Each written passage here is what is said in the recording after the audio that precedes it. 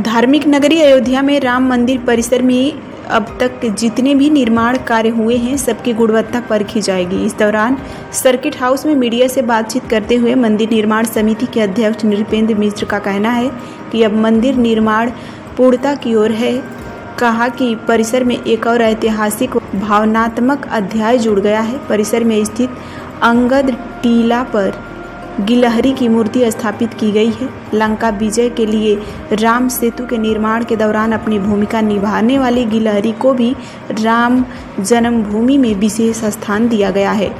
उन्होंने कहा कि गिलहरी की मूर्ति को राम मंदिर ट्रस्ट ने अंगद टीले पर स्थापित किया है, जहां से वह मंदिर की ओर निहारती नजर आ रही है।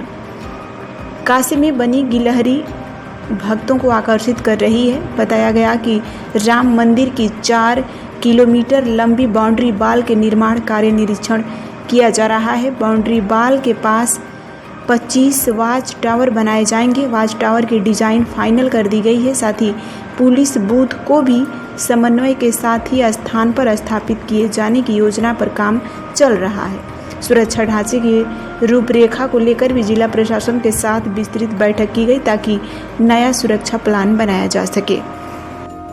पहले व्यक्ति के सामने जो एक नया सूरज बन रहा है अंगद टीला के बगल में, तो वो देखना है। अंगद टीला पे गिलहरी जी हैं, उसका देखना है, निरीक्षण करना है और फिर उसके बाद बाकी जगहों पे भी करूँगा। अब यूँ आप सोचें कि हम लोग पूरी तरह प्रयासरत हैं कि एक तरफ तो निर्माण कार्य पूर्ण हो, उसकी क्वालिटी, गुणवत्ता जो है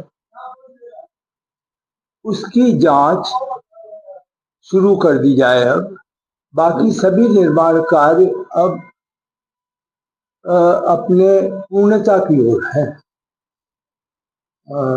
और कल जिला प्रशासन से भी बैठक इस दृष्टि से हुई कि जिला प्रशासन की जो अंदर गुमटियां हैं, खासतौर से सिक्योरिटी की, उनको किस प्रकार से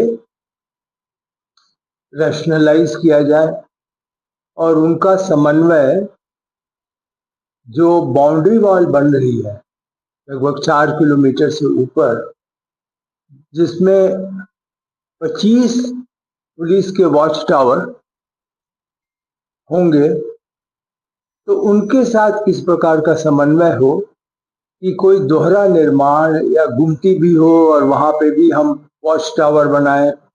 वॉच टावर का कल जो क्या डिजाइन होगी, इस प्रकार का निर्माण होगा, नीचे उसमें हर वॉच टावर पे क्या सुविधा होगी, ये कल पुलिस प्रशासन के साथ बातचीत करके अंतिम करेंगे। दर्शन के बाद नहीं मालूम होता कि अयोध्या में अब क्या करें।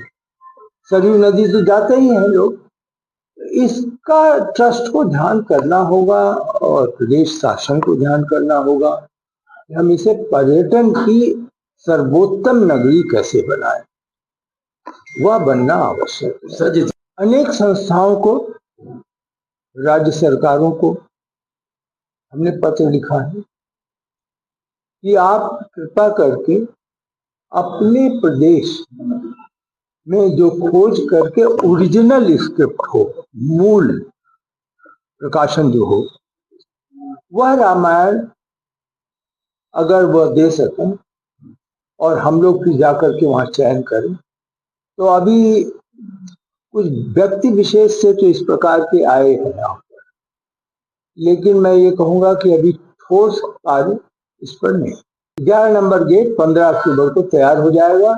और अयोध्या लखनऊ हाईवे स्थित जुबेरगंज बाजार में ग्रीन वैली के सामने दीर्घायु हॉस्पिटल के डायलिसिस यूनिट का शुभारंभ रुदौली विधायक रामचंद्र यादव ने फीता काटकर किया। इस अवसर पर बीकापुर विधायक अमित सिंह चौहान और हाजी फिरोज खान गब्बर विशिष्ट अतिथि के रूप में मौजूद रहे। कार्यक्रम में पहुंचे सभी अतिथियों का स्वागत हॉस्पिटल के प्रबंधक डॉक्टर मुकेश चौधरी ने बुके भेंट कर किया। अस्पताल के डायरेक्टर डॉक्टर महेश चौधरी ने जानकारी दी कि डायलिसिस यूनिट में प्रारंभिक रूप से 3 मशीनें उपलब्ध कराई गई हैं और यह यूनिट 24 घंटे आम नागरिकों के लिए सेवा में तत्पर रहेगी। यह सुविधा आयुष्मान कार्ड धारकों को मुफ्त में उपलब्ध होगी, जबकि अन्य ज़रूरतमंद मरीजों को डिस्काउंट पर सेवा प्रदान करेगी। अब तक आपात स्थिति में मरीजों को अयोध्या या लखनऊ जाना पड़ता था, लेकिन अब सोहावल और आसपास के क्षेत्रों में लोगों को यह सुविधा मिल सकेगी। डायलिसिस यूनिट का संचालन expert dialysis technician Nilesh Mishra के नेतृत्व में आदित्य मिश्रा, विशाल प्रजापति और सचिन कुमार द्वारा किया जाएगा। इस अवसर पर मोहम्मद जैद, मैनेजर अमित कुमार, राम त्रिपाठी सहित दीर्घायु हॉस्पिटल का समस्त स्टाफ उपस्थित रहा। डॉक्टर चौधरी ने बताया कि हॉस्पिटल में डायलिसिस यूनिट के अलावा आईसीयू, एनआईसीयू, ट्रामा सेंटर और 24 घंटे ओपीडी की सुविधा भी पहले से उपलब्ध है। उद्घाटन के साथ ही क्षेत्रवासियों को अब बेहतर स्वास्थ्य सेवाएं नज़दीकी मिल सकेंगी। 3 मशीनें लगी हुई हैं जो आम नागरिकों के लिए है, जिसमें आयुष्मान सुविधा द्वारा भी इलाज दिया जाएगा। हाँ, डायलिसिस 24 घंटे उपलब्ध है हमारे यहाँ डायलिसिस। क्या क्या सुविधाएं सर दीर्घायु में सारी सर्जरियाँ होती हैं। आईसीयू है, एनआईसीयू है, हमारे पास एचडीयू है, बाकी सारी सर्जरियाँ होती, सारी लेप्रोस्कोपिक सर्जरियाँ होती हैं। ओपीडी 24 घंटे सेवाएं हैं। ट्रामा सेंटर है हमारा पूरा। सारी डायलिसिस यूनिट का सर इनॉग्रेशन किसने किया था? डॉक्टर वो विधायक जी ने किया था, रामचंद्र यादव, और अमित सिंह चौहान जी ने किया था, विधायक जी माननीय जी ने किया था। क्या कहना चाहेंगे सर यहाँ के लोगों से? बस ये जनता से कहना चाहेंगे कि आप इसका लाभ उठाएं। इस एरिया में बहुत बढ़िया कार्य है। इस इंटीरियर एरिया में कोई डायलिसिस सुविधा नहीं थी, तो हमारे यहाँ होने के कारण जो यहाँ से लोग भाग के जाते थे, फैजाबाद जाना पड़ता था या तो फिर लखनऊ जाना पड़ता था, अब उनको यहाँ भाग दौड़ नहीं करना पड़ेगा, हमारे यहाँ ही हो जाएगा सब कुछ। थोड़ा सा ये सबके लिए हो जाएगा। अर्जेंसी भी हो तो हमारे यहाँ तुरंत आ सकते हैं, कभी भी 24 घंटा हमारे यहाँ सुविधा उपलब्ध है। वही रहेगा, प्राइस तो वही रहेगा अभी प्राइस। बाकी ये है कि सुविधा यही रहेगी कि उनका जो मतलब भागने दौड़ने का वो रहता है वो सही हो जाएगा। आयुष्मान से हमारे यहाँ फ्री में है, ये अच्छा है भारत, उसके कारण हमारे यहाँ फ्री में हो जाएगा, इससे आपका भाग दौड़ कम हो जाएगा। बाकी प्राइस का भी है, जो परमानेंट कराएंगे उनके लिए थोड़ा सा कम हो जाएगा। इसका गरीबों के लिए सर क्या? गरीबों के लिए फ्री में है, भारत सरकार द्वारा आयुष्मान कार्ड से जो फ्री कार्ड नहीं है उनके लिए जो भी हम लोगों से हो पाएगा अस्पताल प्रबंधन द्वारा वो उनके लिए किया जाएगा, बेस्ट से बेस्ट किया जाएगा, कम से कम किया जाएगा। आप अपना गुड नेम? डॉक्टर के वर्मा। उन्होंने इनॉग्रेशन किया है और डायलिसिस यहाँ सोहावल में ये पहली यूनिट है। तो यहाँ के मरीजों को अयोध्या जाना पड़ता था या और आगे बढ़ना पड़ता था, गोंडा जाना पड़ता था, वो सुविधा अब हमारे सोहावल में ही मिलेगी। ये बहुत अच्छी बात है। और बाकी दीर्घायु हॉस्पिटल आप देखे ही हैं कि पूरे हर चीज़ की सुविधा यहाँ उपलब्ध है। किसी भी चीज़ ओटी से लेके आईसीयू और आयुष्मान भी है यहाँ पे पेशेंटों को। और हमने जो डायलिसिस किया है इसमें 10% का भी हम डिस्काउंट दे रहे हैं। भविष्य में और देखा जाएगा, लेकिन अभी 10% जो कैश पेशेंट है जिनके पास आयुष्मान कार्ड नहीं बना है उनको 10% की छूट दी जाएगी, जिससे मरीजों को थोड़ा सा राहत मिले। और सोहावल में है तो यहाँ से कपूरी वगैरह मतलब करीब मेरे जानकारी में 20-25 पेशेंट हैं जिनको फैजाबाद अयोध्या जाना पड़ता था, वो सुविधा उनको अब यहीं मिलेगी। क्या कहना चाहेंगे सर, क्योंकि इतनी बड़ी सुविधा दीर्घायु हॉस्पिटल ने दी है, बहुत बड़ी अपने उपलब्धि है जी। यहाँ वासियों से क्या कहेंगे? जी, यहाँ के लिए काफ़ी राहत मिला। और जिस हिसाब से रेट देखा जाए, जो अयोध्या का रेट था उससे हम कम किए हैं। अब इससे बड़ी सुविधा हम क्या दे सकते हैं। अभी हमने मशीनें यूनिट लगाई है, अभी उनको और बढ़ाना है। कितने यूनिट है? अभी तो 3 यूनिट है, लेकिन हम इसको धीरे धीरे बढ़ा के 5 करेंगे, क्योंकि पॉजिटिव पेशेंट जो होते हैं तो पॉजिटिव पेशेंट के लिए अभी सुविधा नहीं है, लेकिन हम जल्द से जल्द उसको भी उपलब्ध कराएंगे।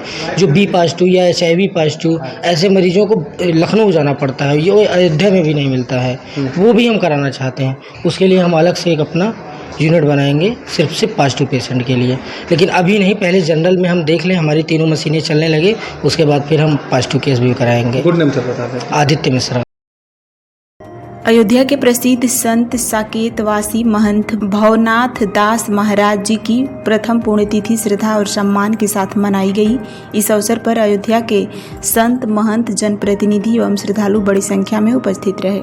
सभी ने महाराज जी की प्रतिमा पर पुष्पांजलि अर्पित कर उन्हें श्रद्धापूर्वक नमन किया। पुण्यतिथि के अवसर पर एक विशाल भंडारे का आयोजन किया गया, जिसमें आए श्रद्धालुओं ने प्रसाद ग्रहण किया।